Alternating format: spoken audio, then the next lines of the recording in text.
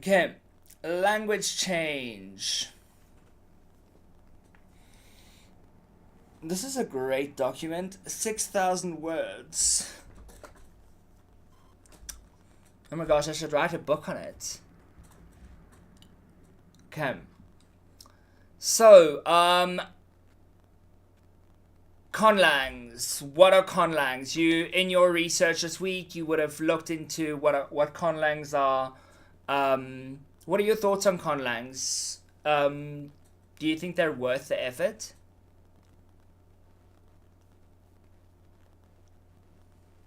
So my question is, what do you mean worth the effort? Like, are they I mean, worth it's the artificial, effort? so Yeah, are they worth the effort? Like, to make it. Like, it's a lot of effort to make it. It's a lot of effort to learn it. Is it really worth learning Klingon? in a way, I would say yes, but then again, it depends what your intentions are. Because, like, I'm personally not that big of a Star Trek fan, but someone that is a Star Trek fan would be so enthusiastic about learning Klingon because you get to learn, like, the Klingons' culture and everything, Mm-hmm. and their idea of pronunciations with certain words within the Klingon language. But for me, that is a Star Trek fan, I take no interest in learning it. Yeah, Yeah. it's interesting to hear, but yeah, so I'm not really sure how to properly answer that question. Okay. So what if you create a language? So you're a writer. You create a language, and no one is ever going to speak that language, and like it's not really necessary for your story. Maybe it is necessary for your story to help immersion or whatever. Um, because obviously, if you don't have like everything that happened in Europe at the time, if you don't have those cultures and those language are linked to the cultures, if you don't have that in your story, then it's going to be weird to have the languages in the story which are devoid of the cultures. You know what I mean? Yeah, I do. Because language develops naturally, it develops organically over time. Okay? So if this is the case that language evolves organically over time, okay, I'm not trying to convince you of my point here, but it sounds like I am.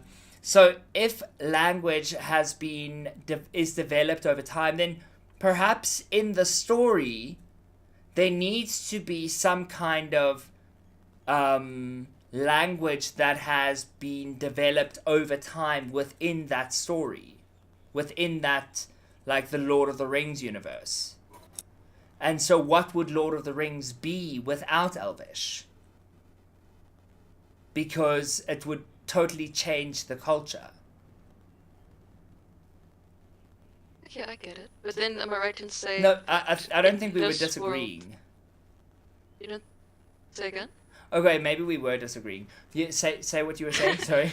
No, I'm just saying. So no, actually, I agree with in terms of in that universe, the language would have developed naturally, whereas in our universe it's now conlang. But I mean, we're writing saying that in this now universe with Elvish and stuff, in their world it's a proper language. It's not Yeah, really a it's a conlang proper language. So for us, it's language. conlangs. So it's not a Yeah. constructed language in their world.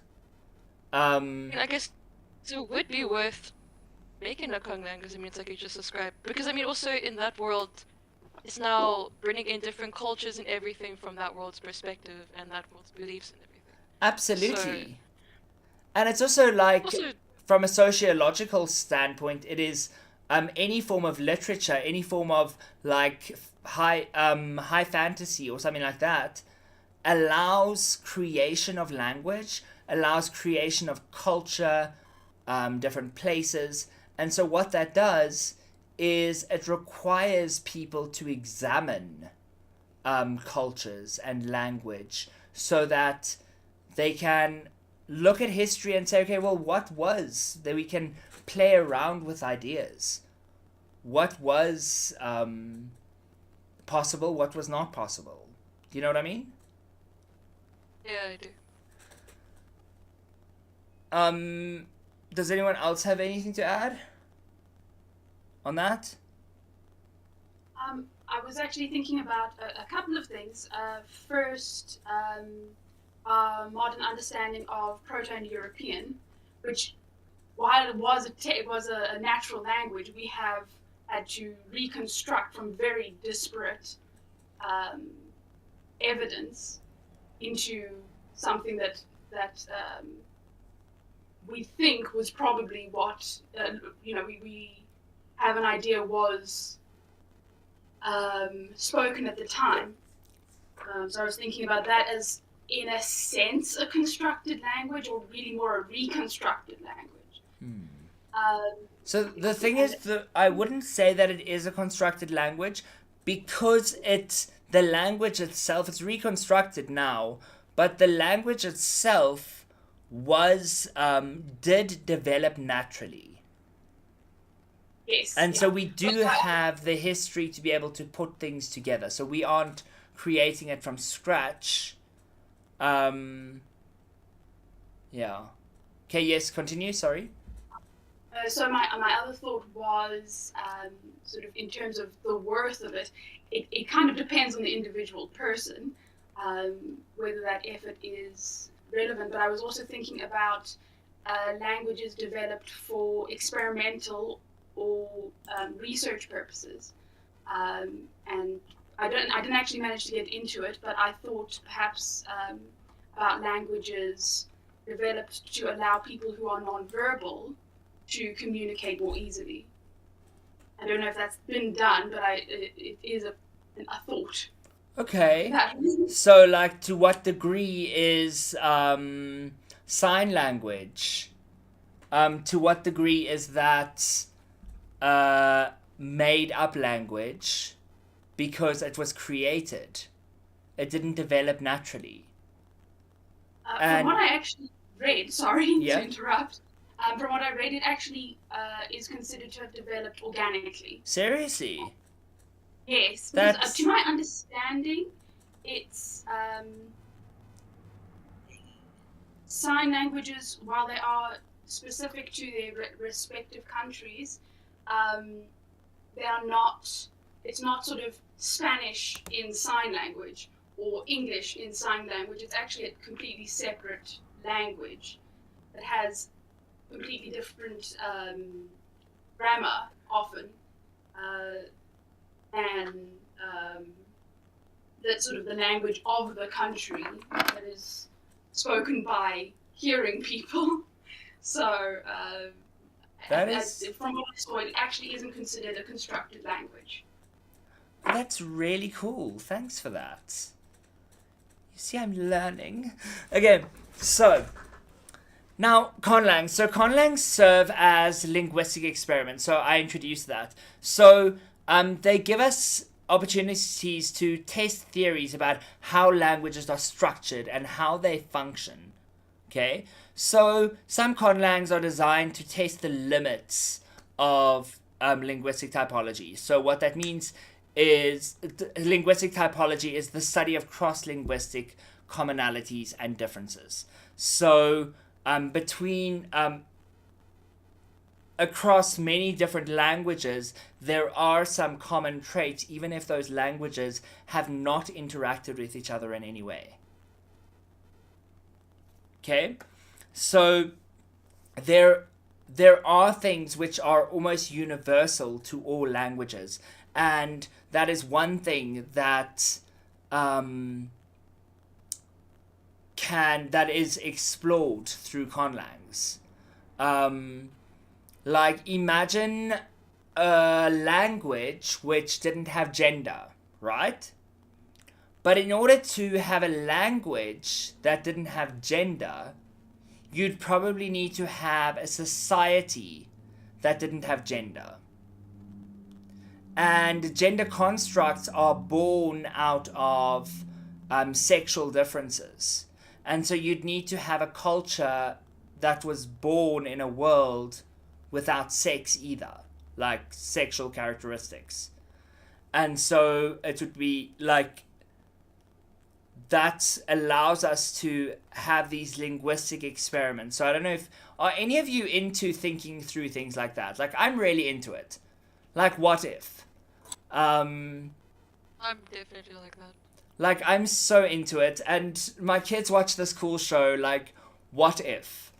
And it's like, okay, so what if the Earth was hit off its axis?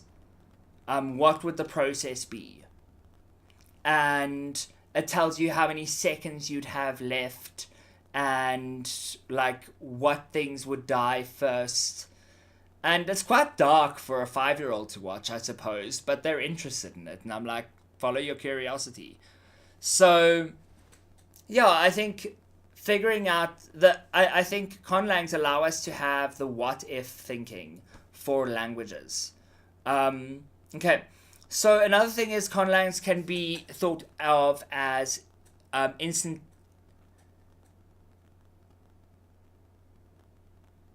instantiations. I don't think I've used that word out loud before. Is it really a word? I'm sure it is a word. I've never shown anyone. Just give me a sec.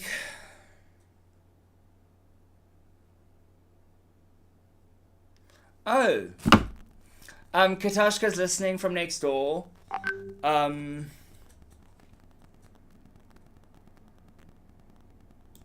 Nouns are not gendered, nor are so Katashka's part of this conversation. Love this.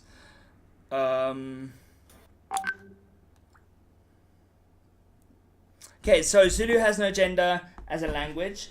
Nouns are not gendered, nor are adjectives, and there is only you, I, that person, etc. as pronouns. So yeah, a language without gender.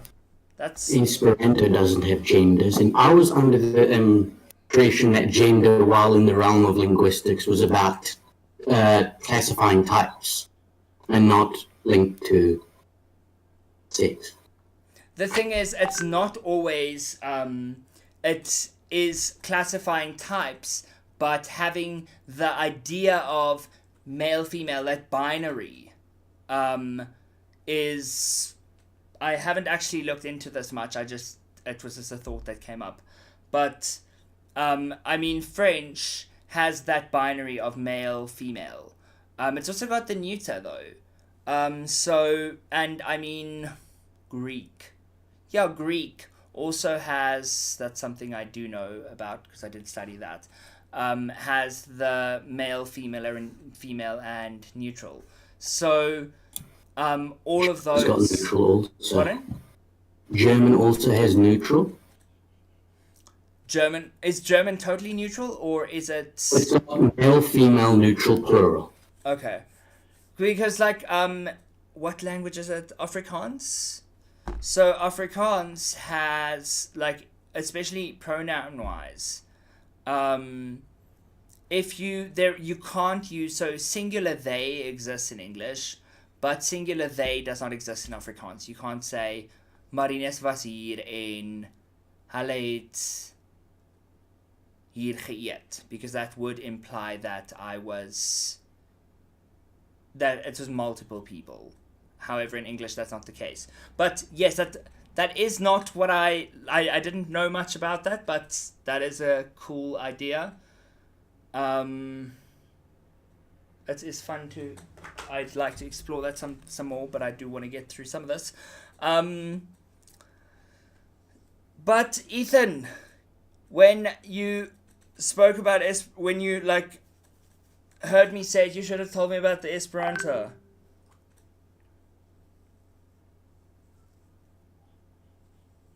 Okay. I just need to close this quickly. Sorry, she's... Give me a sec.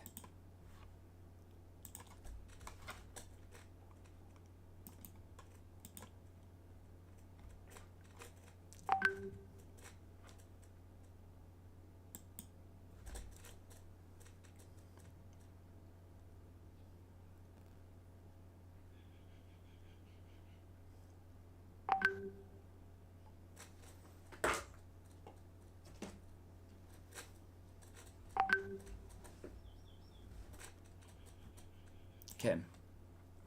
Sorry about that. Okay. So, conlangs are instantiations of language evolution in fast forward. So, they're this instead of waiting centuries for a language to develop, they are taking the science of what they know creates the development of language, and they are putting it in fast forward. So they say, okay, well, this causes this, which causes this, which causes this. And it's all theoretical, so it doesn't need to develop naturally. So it has like a starting point, and then it like takes a process to get to that eventual point that it is in the story, that it is used in the story. Does that make sense? So something which we can look at is J.R.R. Tolkien's Elvish. Okay, so that was developed over many decades and features a complex system of historical and diachronic changes. So what I want to just say there is that I say fast forward, like I've just said that it's developed in fast forward, but like, I mean, Elvish was developed over decades. It was a language that took really long to build, really long to develop. But if we compare it to other languages, it is actually a couple of decades is really nothing. You know what I mean? Yeah. Okay. So another thing that conlangs do is they help us to illuminate the socio-linguistic aspects of language evolution. So how does society, how does the social, the way that, do you guys know what socio-linguistic means? I don't know how to explain that. It's like basically how the existence of society links up with linguistics and how they work together, like socio-economic. So how the economics affects the society and how the society affects the economics. So socio-linguistic is how linguistics affects society and how society affects linguistics. So how they work together.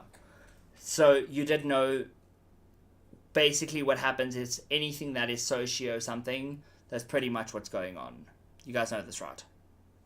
Yes, this makes sense. Yeah. So while conlangs are artificial constructs, they can provide valuable insights into the process of language evolution. So by studying how these languages are created, used, and changed over time, linguists can gain a better understanding of the mechanisms underlying language development and change. So there's some resources you can explore.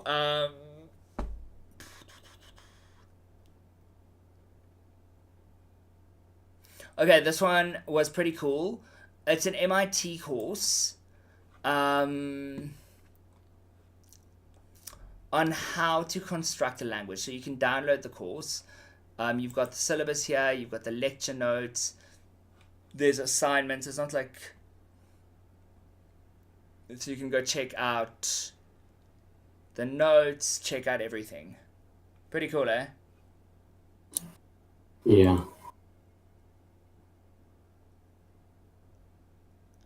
Okay, so,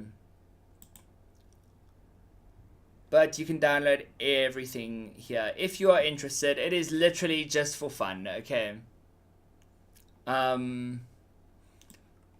will tell you when things are just for fun and when like they need to be done. And it rhymes. And I'm a poet and I even knew it.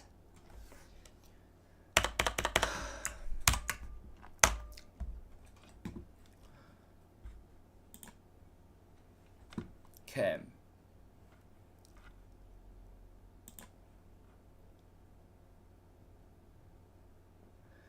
Then there's a couple of books here which you can look at. I'll send you, let me just send you all of this. It is written in Markdown, so I don't know if you can see the links. Yes, you can see the links.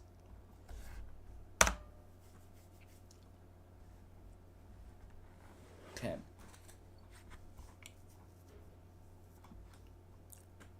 So let's talk about Tolkien.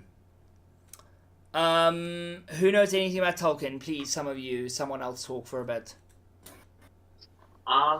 So my knowledge of Tolkien is obviously not perfect. What I do know is, Tolkien fun fact number one, which I'm sure most people knew, is that he was born in South Africa, Uh-huh. in Bloemfontein. Sorry, to actually be relevant, sorry, he had begun constructing Elvish as early as 1911, I believe. Can I just stop you for a moment? I absolutely right now do want you to info dump on us. Okay, Go for it. will do. Okay. Okay. So, yeah. So at that point, he was still. So he had he obviously loved languages. He had a great knowledge of many languages. I believe Greek. At least says he was. Some sources, say he was at least familiar with Spanish, Greek, Anglo-Saxon, Welsh, Latin, of course. And so he had begun, I guess you could call it the first draft of Elvish in 1911. Back then it was known, he called it Gnomish, or Gnomish, I think you pronounce it as Gnomish. And then he wrote a dictionary.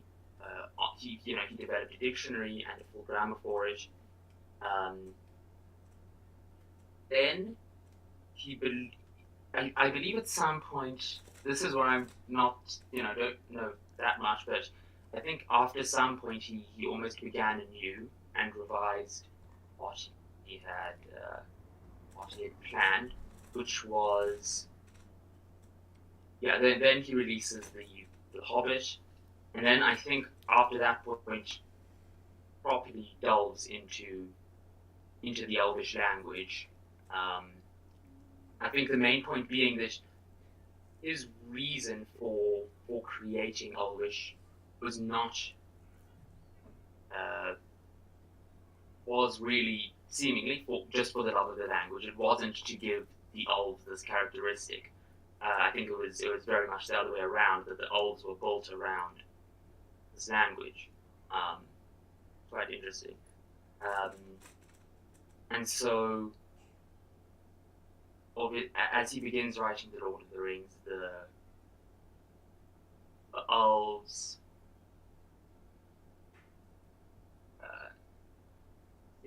begin. Yeah. So, sorry, I'm getting jumbled here. But what I mean to say is that the elves serve as an instrument for the development of the language. And okay, so was the that's story written for the language, or was the language written for the story?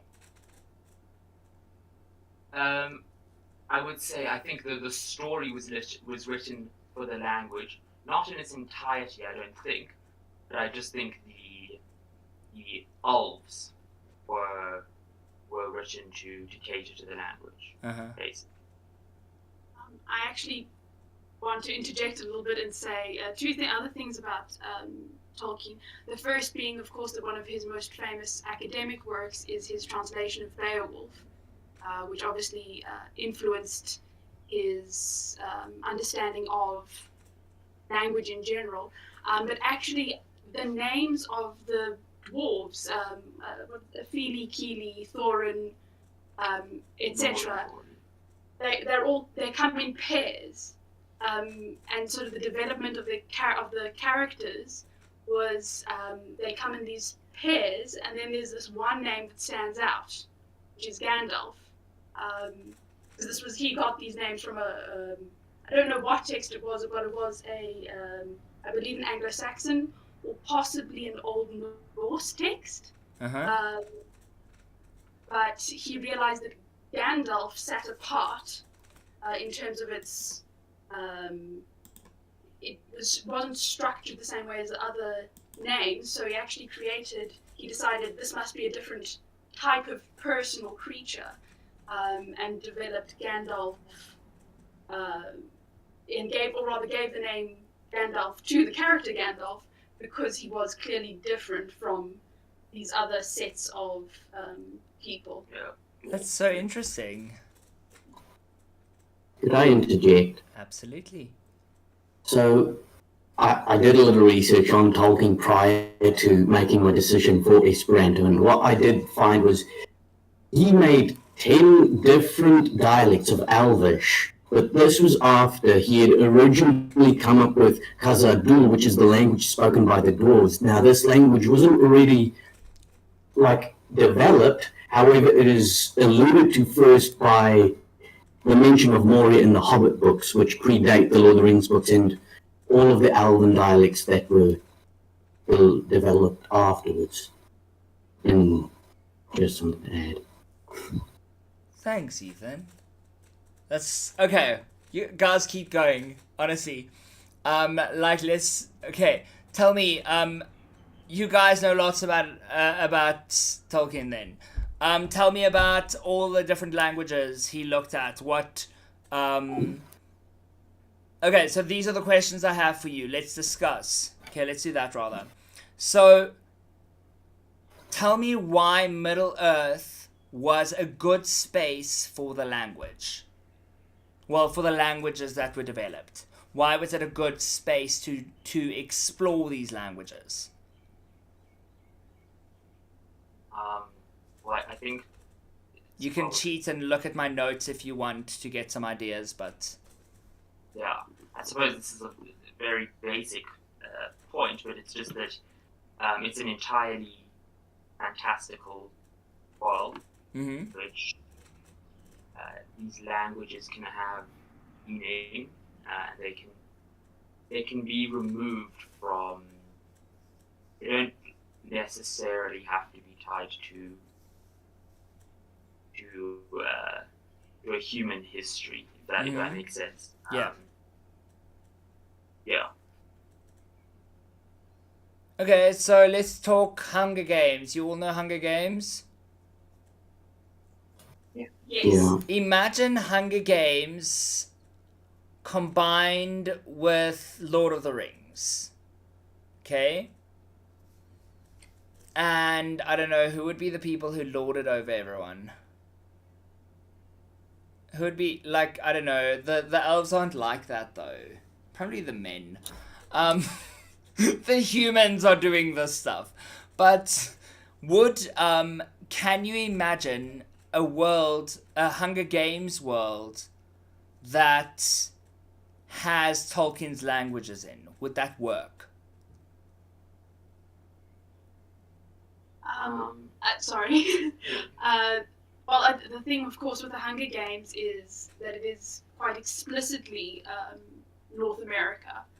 I believe they mention very specific geographical... I didn't know that because I thought, so in terms of geography, I was a little bit stuck on the Hunger Games. I wasn't so sure whether it was the same format as our Earth, like what the vibe is.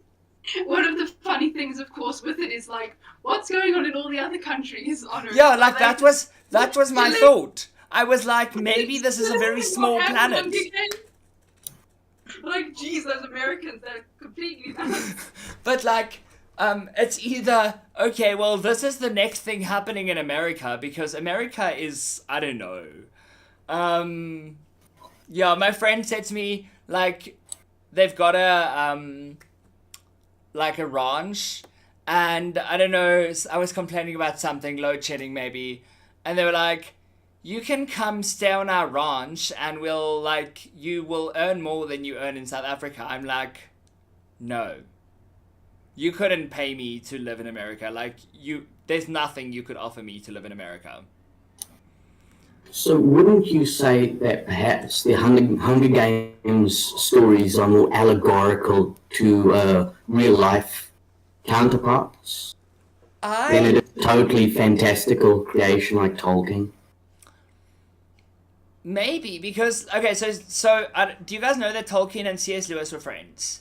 They were best friends, actually. So, Tolkien always used to like mock C.S. Lewis for his allegories. Okay, Tolkien was not a fan of allegories. Now, at the same time, like if I watch or read Hunger Games, I really do connect it with our world. Okay, and perhaps it is allegorical. Does anyone know if it actually was meant to be allegorical? I'm sure it was. I think it's one of those things of sci-fi where um, sci-fi often doesn't actually create a new world or explore a brand new concept. It actually just exaggerates the proportions of current problems and issues into a more obviously, so that you can more obviously see the issue. And so I don't know if that would count as allegory so much as perhaps metaphor. I'm not, Maybe, I don't know. I'm not really as au fait with the exact distinctions between them. But I wouldn't say I would say it's more of perhaps more of an experiment of thought, really, than a critique of our problems writ large, than strictly allegory. The thing, it might be because like, politically, I'm like, not politically, I'm like I'm an anarchist. I believe there should be no government. People should rule themselves, and we should get along type of vibes, like hippie vibes. But and so I'm very interested in ideas around capitalism and things like that, and I see things, and so perhaps it was me reading into it. That's always a challenge when we look at any form of art. What are we reading into it? But let's drop Hunger Games then. Would Earth, not Middle Earth, our Earth, be a good space for Tolkien's languages?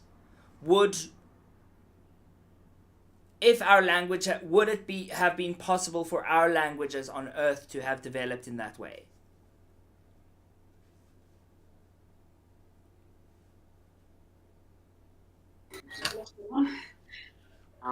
Well, I guess I would say no. Again, just bringing it back to the point of these languages developing organically within Middle Earth, within Elvish culture and Dwarvish culture, etc. Yeah. So I would probably say no, but I'm sure you could find a way of arguing the other side. Because Elvish, and I don't fully know, I should read the Silmarillion, but the Elvish develops as part of what the elves are. They're not, fancy humans. They're a completely separate species, and they develop in contrast with the humans and in relation to in relation to their sort of in relation to their world. So halfling hobbits. I've been watching too much D&D content. So hobbits. You get all like halfling, hobbit, orc, gnomes, etc. Like in my brain, elves have. I sort of think about elves get 2 languages in D&D rather than just one, or whatever the specifics are. But Orcish develops in contrast with the elves. Dwarvish develops in the context of, for instance, the discovery of Mithril. So I would say it's, and also in the context of a species that lives underground and lives for an extremely long time compared to humans, etc., etc. So I would say it wouldn't really map to real. I mean, there are probably similarities, but it wouldn't really map one-to-one or in a scale. Yeah. And so in that way, I think Middle Earth is the perfect setting. And in the same way that English and Spanish and French and Chinese, well, Mandarin, I don't know, is Chinese also a language? I'm not totally sure. I'm not sure what the difference is. Like, I've heard someone, like, tell me that they speak Chinese. And I'm very sure that Chinese is its own language. And I'm not sure if Mandarin and Chinese are similar, the same, what the vibe is. I think the majority, and especially the people in the north, which is I think where Beijing is, my geography is not amazing, speak, so the Mandarin is a northern thing, and sort of is more what I might call political Chinese, and then Cantonese is the more southern thing and is probably more associated with Hong Kong and Macau, and they're sort of more, I would say, Western leaning, but also maybe like not horribly oppressive leaning sort of society, although obviously it didn't develop in that context. I think that is a part of their previous context. So I think when people say Chinese, they usually mean Mandarin, as far as I'm aware. Thank you. Sorry, I only grew a brain after school. Like, school sucked away all my curiosity. And so I've only been curious for, like, 12 years. Which means that I've only been researching and learning for 12 years. And yeah, that's just never a thing I've studied, I've even thought about thinking of. Okay, so what I was saying is, like, we have a world where we have all these languages that have developed, and they've developed because of who we are, because of the cultures that are there. And so in order for Tolkien's languages to exist in the first place, they need a culture that is influencing them. And yeah, so that is why the world was so perfect for it and is so perfect for it. And you could transport the language into another universe, but you'd need to transport the culture with it in order to make it believable that it would have developed naturally.